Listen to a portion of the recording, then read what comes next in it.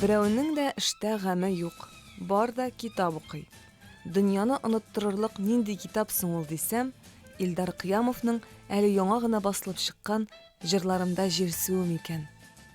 Хәреф таный башлагач, башлангыч сыйныфларда инде мин шулай шигырьләр язып, аларны махсус китап рәвешенә кертеп, карандашлар белән буяп, шундый китап рәвешенә дә эшләп куя идем. Имештер минем китабым. Ниндидер менә Ходай Тәгалә күңелгә салган инде, сабый чактан ук шулай мин шигырьләр язарга тиеш, минем китапларым чыгарга тиеш дигән бер иман белән яшәгәнмен инде.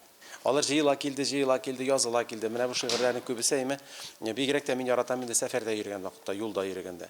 Автобуста менә тәрәзәдән карап, дөньяны күзәтеп барган вакытта, күңел тыныч, каядыр барасың, әйме вакыт күп. Шул вакытта бер кәгазь кисәге алып, әкрен генә карандаш, ручка белән төрткәләп, нәрсәдер шигырь язып. Аларның күбесе инде менә чыннан да күз яшьләре белән язылган, индидер уйлый. Була бит шундый дулкынландыра торган темалар. Туган төбәк кояш иле сыман. Һәр чак нурлы анда биек күк. Улы кайтканлыгын күреп алса, әнкәй чыга ишек төбенек. Шулай иде элек, мин яшь чакта. Бүтән бүген ишек бусага, бар җанымны бирер булып хәзер улым көтәм үзем тупсада. Илгә кайту гына сирәгәйде. Тормыш йөге басты иңнәрне. Туган төбәк кенә сагындырып, елатала бездәй ирләрне. Газиземнең кабер өстен утыйм. Сагышыма тынгы тапмадым.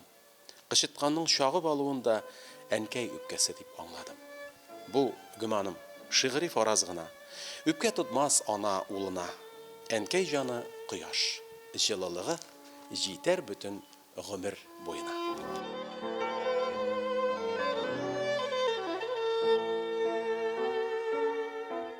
9нчы сыйныфта укыганда әле дә авылда искә алалар. Мин Гомәр Хаямның рубагыйларын тапкан идем, сатып алган идем инде район китапханәсеннән, китап кибетеннән һәм анда татарча рубагыйлар Нури Арслан тәрҗемәсендә инде. Менә шул рубагыйларны укып, андагы мәгънәләрне аңлап, математика дәресендә бу. Математика миңа кызык түгел, мин аны парта астына куеп шулай шыпырт кына укып отырам, аны укытучы белә инде, минем математиканы яратмаганымны да белә, Гомәр Хаям якынрак икәнен дә белә. Менә шулай итеп, үземә шаклар катып, исем китеп, шуннан Рәйсә апа әйтәдер, Гомәр Хаям да математик булган бит, балакай, кирәк бит инде ул дип мен шулай әйтә иде. Менә шулай итеп, мин параллель рәвештә өйрәнергә тырыштым.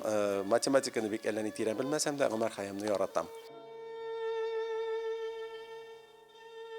Әйтәм бит, менә юлда йөргән вакытта икенче җирдә йөрисең, мәсәлән, мин Камытамага районында йөрим ди. Ләкин минем үземнең районым бар, ул миңа якынрак.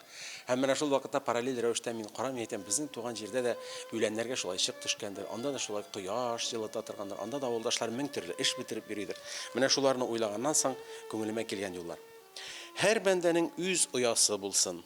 Ялгызак кош кемгә кадерле, туган якка бәйләп торган төенем, әткәй белән әнкәй кабере. Алар әле һаман исәндер күк, чыгып киткәннәр тик каядыр. Туган җирне төштә күрә, фани гомер узып барадыр.